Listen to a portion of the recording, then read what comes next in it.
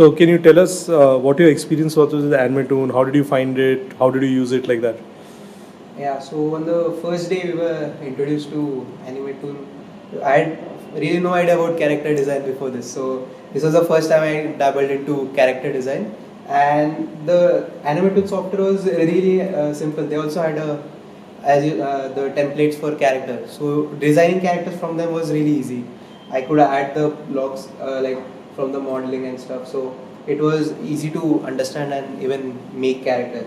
I was very, you can say, means it was very easy for me actually to simply learn about the things and how it works. In my experience as a first time learner, it is very good. If you are a first time learner, how you have to animate all the stuff, if you want to know that, then you can use the Animate tools.